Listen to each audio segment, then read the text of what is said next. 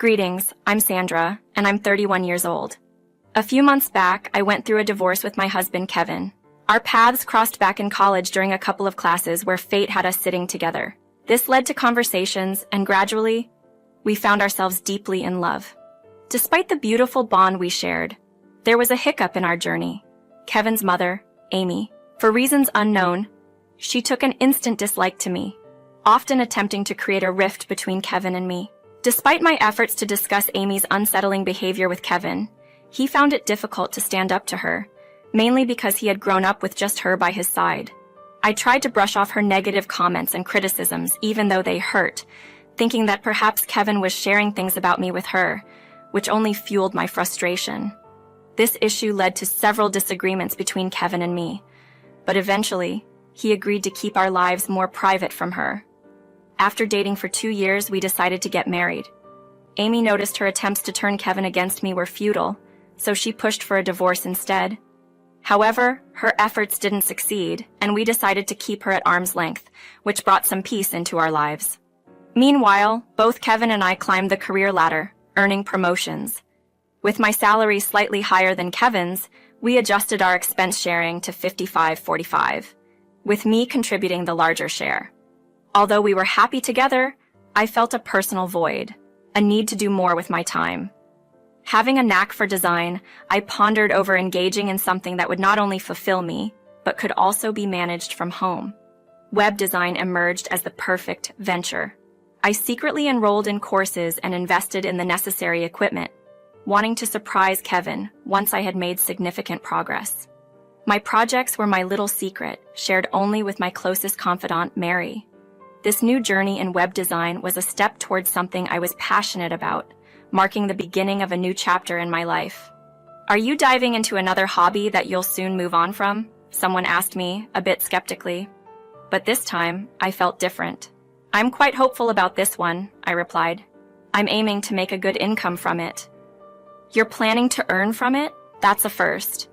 Do tell more," they urged, curiosity piqued. "Well, you're aware of my knack for design and creativity, right?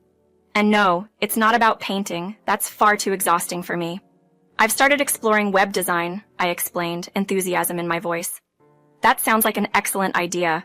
Web design is indeed a lucrative field," they agreed. "Yes, I've already completed a few courses and am eager to start working. I'm even considering the possibility of launching my own business," I shared, thinking aloud. "Starting your own business, huh? I was more so imagining you'd join a design firm," they remarked.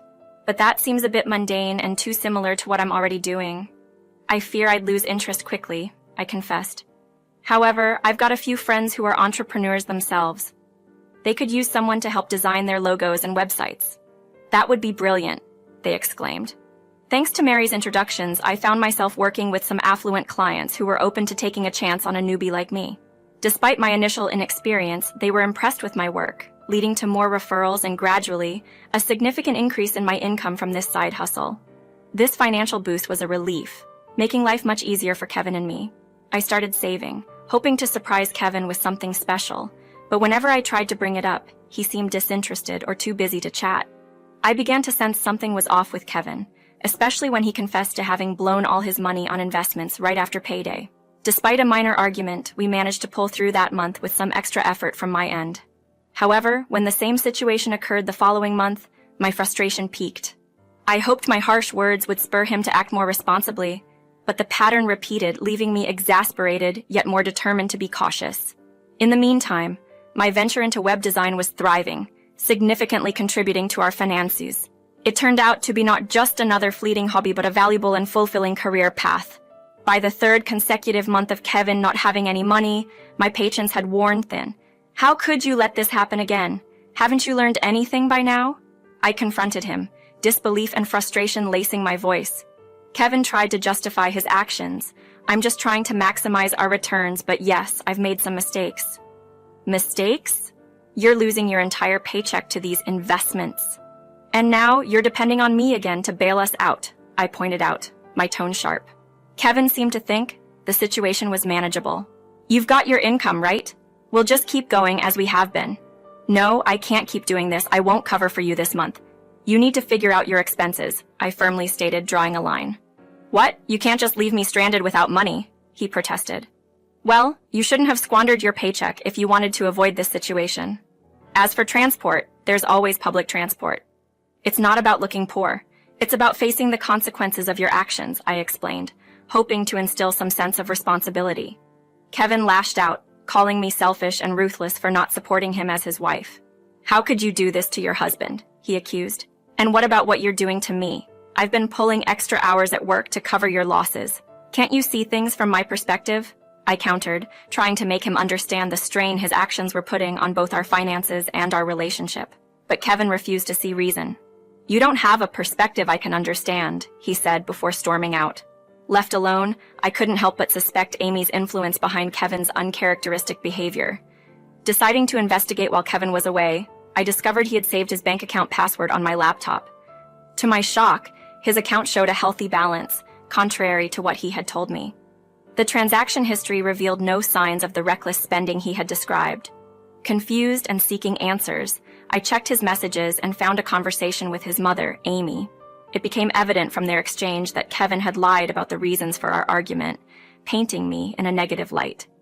Amy's response made it clear she was more than willing to believe the worst about me, confirming my suspicions that she was influencing Kevin's behavior. This revelation deepened the mystery of Kevin's actions and Amy's role in our ongoing struggles. Little did Amy realize the extent of the turmoil she was stirring up. Delving deeper into Kevin and Amy's conversation history, I uncovered a few unsettling truths. First, Amy had been bombarding Kevin with messages, constantly highlighting what she perceived as my flaws, such as being greedy for money and staying with Kevin solely for his financial resources. This accusation couldn't be further from the truth, considering I had been the main financial pillar in our household. Secondly, Amy's influence on Kevin was more profound than I thought. Kevin had started sharing minor grievances about me with her, and she did nothing but encourage his dissatisfaction. This behavior was a significant factor in why Kevin was becoming increasingly distant. The final blow came when I discovered their scheme to financially isolate me. Initially, Kevin seemed reluctant, but over time, Amy's persistent encouragement of his complaints led him to agree.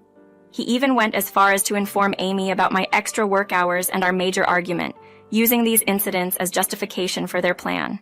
Feeling deeply betrayed, I found myself at a loss. I needed support and perspective, so I turned to Mary, my go-to confidant for any crisis, showing up at her doorstep close to midnight. Her concern was evident as she welcomed me in, offering a glass of wine to ease the tension. Mary listened intently as I poured out my discoveries. "It's about Amy and Kevin," I started, my voice a mix of disbelief and pain. "Oh no, what have they done now?" Mary's expression turned serious. I explained how Kevin had pretended to squander his money on bad investments for months. But it turns out he had his money all along. He's been withholding financial support on purpose. Why would he do that? "You've been the one managing most of our expenses," Mary questioned, puzzled by the logic. "That's the baffling part. And yes, Amy's been fueling this whole scheme," I confirmed, feeling a mix of anger and heartache. Mary's support was invaluable as I navigated through this storm of emotions and deceit. Her insight helped me see the situation from a different angle, providing a glimmer of hope in tackling this complex web of lies and manipulation. Amy had no clue about the true extent of my earnings, and it seemed Kevin hadn't grasped the full scope of my financial contributions either. It baffled me how he could overlook the fact that it was my efforts to keep our finances afloat, not just my day job. Confused and hurt, I confessed to Mary, "I'm at a loss about how to handle this situation." Her response was sharp and straightforward. "Why not just cut off his financial support entirely? When he's left with nothing, you can consider divorcing him." "But isn't that a bit harsh?" I wondered aloud. Mary's suggestion seemed too severe for me. "Sandra, he didn't think twice about putting you in this position. Why should you spare him any consideration?" Mary had a point, but her words also made me pause. "You're exhausted. Maybe sleep on it, and we'll talk more tomorrow." Mary was right. The day's events had left me completely drained. Gratefully, the following day was a weekend. We spent it lounging, watching our favorite movies, indulging in delicious food, and simply cherishing each other's presence. Taking this break was necessary, though it was a struggle not to dwell on the recent revelations. However, the brief respite was interrupted that night by a call from Amy. My heart raced as I debated answering it, but Mary encouraged me to face whatever was coming. "Hello?" I answered hesitantly. The call was confrontational from the start. Amy accused me of being after her son's money and cutting him off financially. I defended myself, explaining that Kevin's reckless spending was unsustainable, and I couldn't keep enabling his poor financial decisions indefinitely. Amy then shockingly revealed that this was all a test she had concocted to prove I would leave Kevin over money issues. Her meddling had crossed a line, and I couldn't help but question her right to tamper with our lives to such an extent. Despite my frustration, Amy's accusation and manipulation made me desperate to save my marriage. Okay, you know what? I don't want my marriage to end over this. What do you suggest we do to resolve things? I asked, hoping for a solution that could mend the damage her test had caused. In the wake of Amy's ultimatum for Kevin and me to split our finances evenly, 50-50, my emotions were a whirlwind of disbelief and fury. How could she label me a gold digger? And worse, how could Kevin stand by such accusations? Throughout our marriage, I had been nothing but supportive, covering for us even in the face of Kevin's financial misjudgments and deceit. Discussing Amy's proposition with Mary, I couldn't help but see the silver lining she pointed out. Splitting expenses equally, including our mortgage and other significant payments, would undeniably put a strain on Kevin, given he was unaware of my web design side hustle. This endeavor, initially my secret project aimed at financial independence and a pleasant surprise for Kevin, now stood as my safety net. As Tuesday rolled around, Mary joined me for moral support, curious to witness the unfolding events. Upon arriving home, we found Amy, Kevin, and a lawyer already there, discussing the terms of the contract Amy had proposed.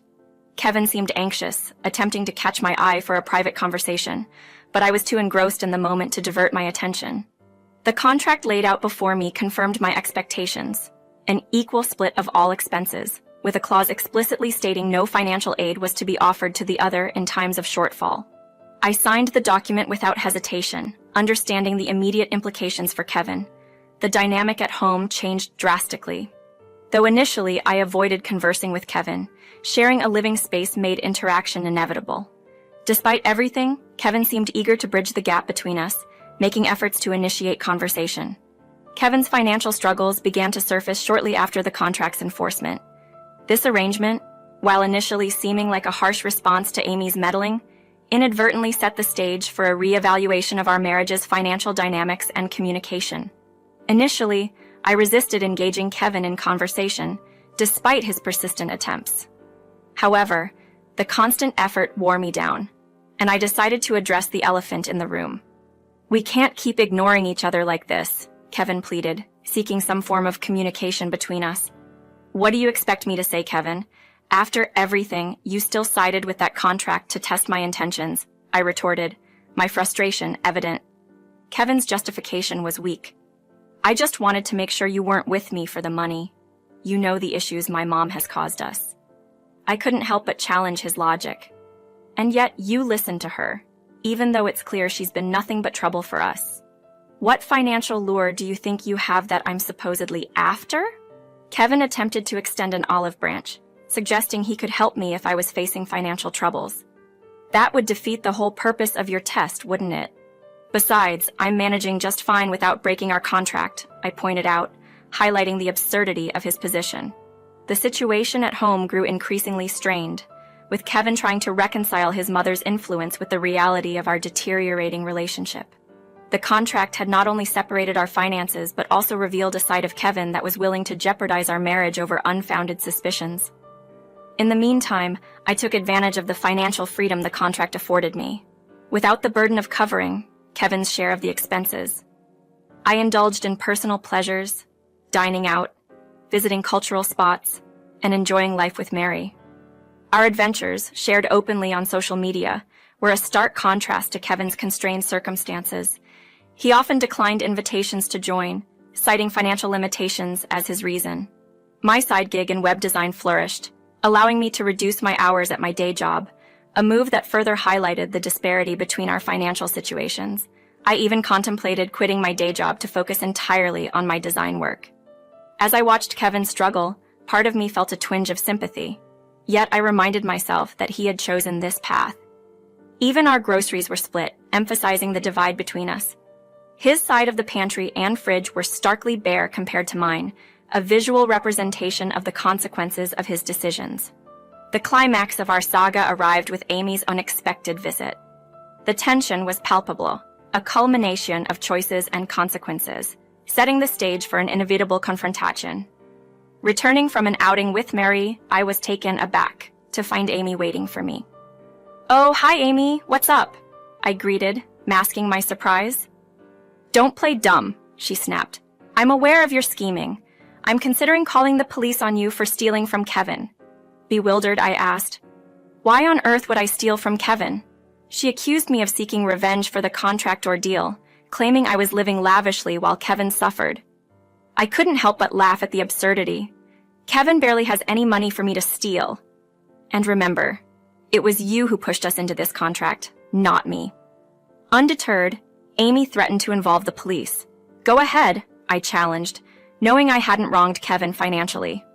Her confusion was evident when she questioned how I managed my finances, especially since my job supposedly didn't pay much more than Kevin's. I then revealed my successful side business in web design, which was my actual source of income, and the surprise I had intended for Kevin before Amy's interference. "You started a business without telling me?" Amy seemed taken aback, her tone shifting as she inquired about my earnings. "It's been quite profitable," I said, intentionally vague but confident. Accusing me of lying, Amy couldn't grasp the situation's reality. I retorted that her actions had sabotaged any positive outcome her son could have benefited from. In a decisive move, I presented Kevin with divorce papers, which I had prepared shortly after signing their contract, waiting for the right moment.